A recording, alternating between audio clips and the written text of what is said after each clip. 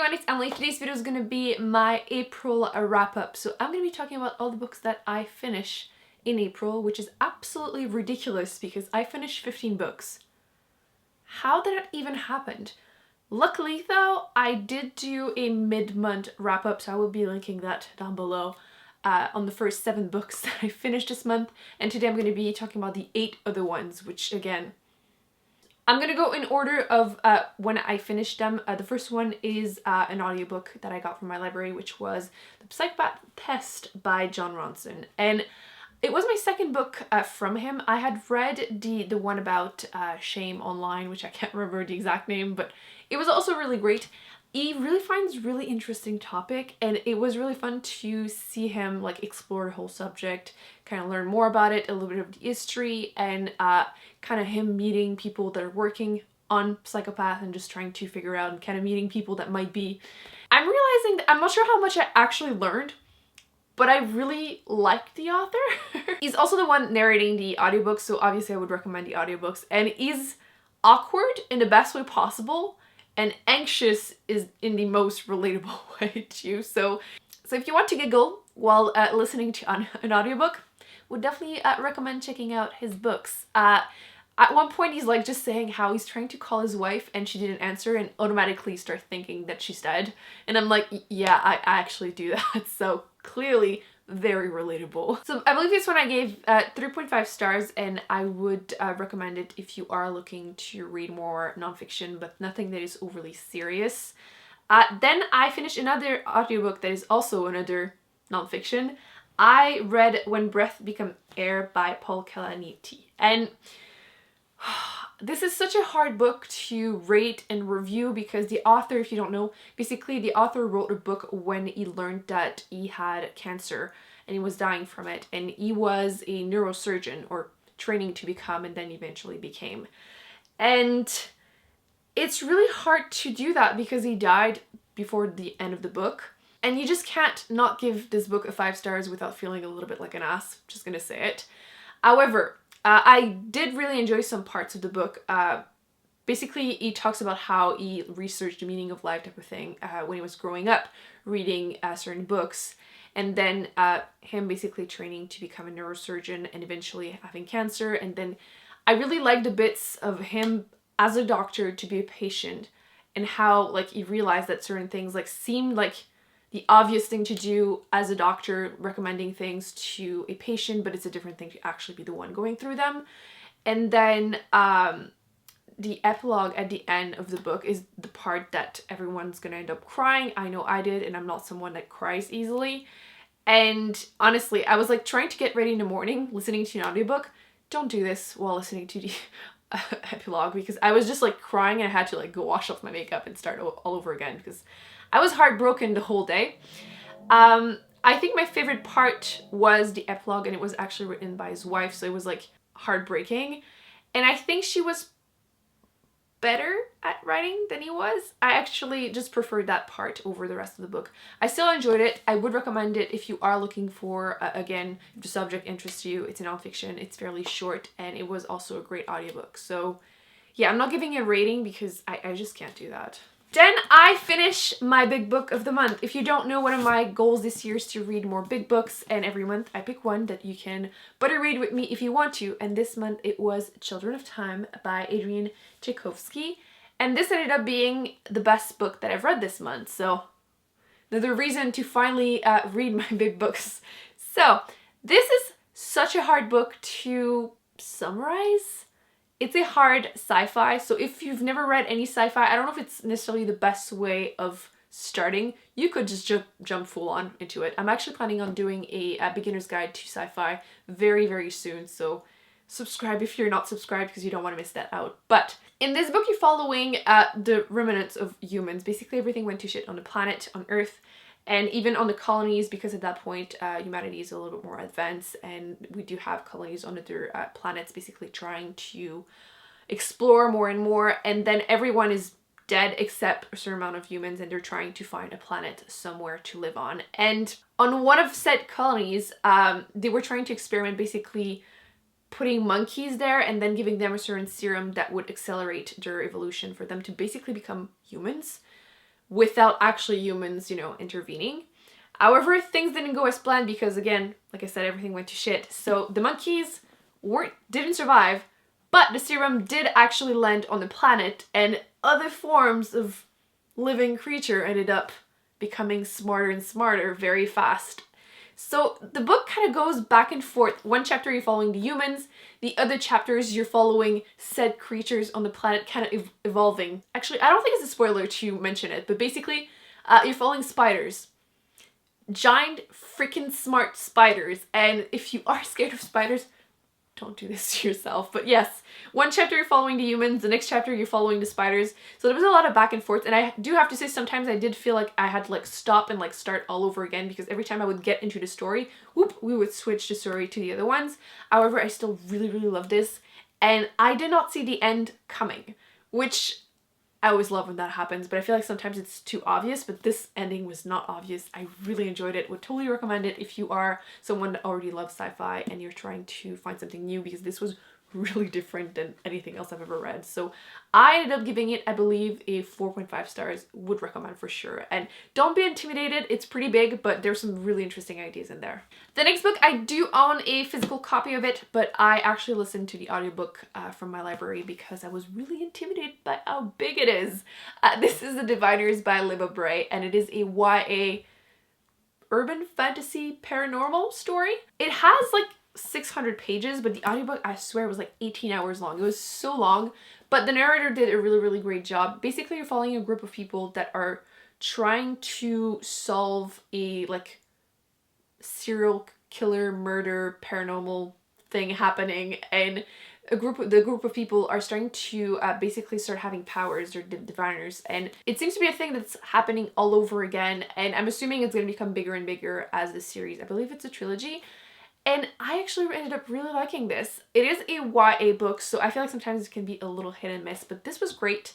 I ended up giving it a 4 stars, mostly because of the characters. They were really touching, and I feel like it can be difficult actually to do that when you're listening to the audiobook. You don't get attached as much, I feel like. But I really enjoyed it. It also didn't end up having a cliffhanger towards the end, which I did appreciate, but I feel like it makes me kind of not in a rush to continue the series.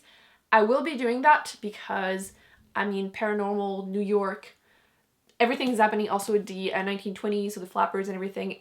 It was fun. Everything was so swell, and everything is the cat's meow, and the expressions were kind of funny, a little bit different. But I enjoyed it, so I will be continuing the series. Audiobooks from my library, because might as well. But yes, I would definitely recommend it if that's something that you are into, either paranormal, New York, 1920s.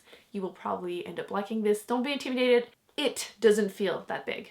Yeah. Then kind of started my mini slump. The next 2 books kind of like, it was rough. The first one was Men's Search for Meaning by Viktor E. Frankl. And this is a really short nonfiction about the author's time. Well, basically, he went to a few different of those camps during the Holocaust, and it was really, really, really, really heartbreaking. Basically, like 2/3 of the book is about his time there, which I couldn't read the whole thing. Like it's just 100 pages, that part, and I couldn't even read it in one day because of how horrible it was to read it. It was definitely still interesting while being heartbreaking, obviously, but just basically everything kind of leads to the rest of the book, which is basically his philosophy of, you know, a man searching for his life meaning, and kind of his theory of how and why some people were able to survive, and just like they had something to keep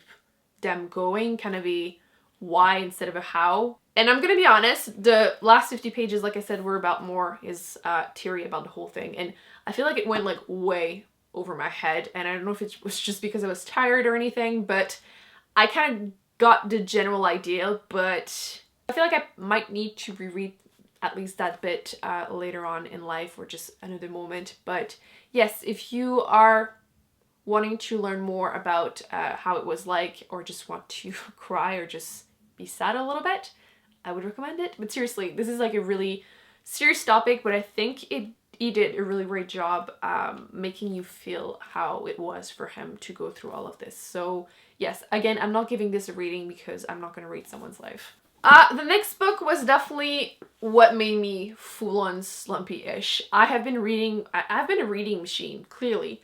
And this book I read in 7 days, like 100 something pages. I could not finish this book. I just couldn't. And it is Altered Carbon by Richard Morgan. And this, there's a Netflix series which I'm still planning on watching, but I couldn't get into it. I swear, I love the idea of it. You're following a main character who is put in a body, not really a clone, but let's just say clone, it's easier to say it. And he has to investigate the murder of someone that is really, really rich and old, because obviously you can keep switching bodies and not having to die that way.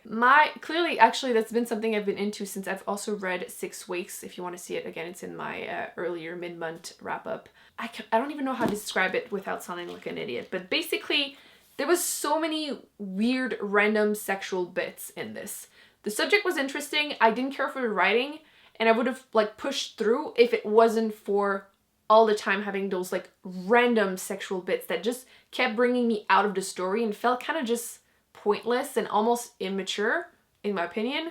Like, you will meet someone and you will always focus on her boobs, like always. Literally at one point, like in like 5 pages, there's the word boobs 3 times and penis getting hard twice. It was just so pointless. Actually, even worse part, I didn't give you the context, is interviewing the wife of the guy that got killed, and sure, he's technically not dead since he's still there, but it's her boobs he's staring at and his penis that gets hard, and it's like, dude, it was really ridiculously out of nowhere. And like, at one point, he's at the hotel, back at the hotel before bed, he's just like half-assing pleasing himself and not being into it. Like, what does this bring to the story? Like, absolutely nothing. And I don't like reading romance, I just never do, or same thing with erotica, it's just not my jam.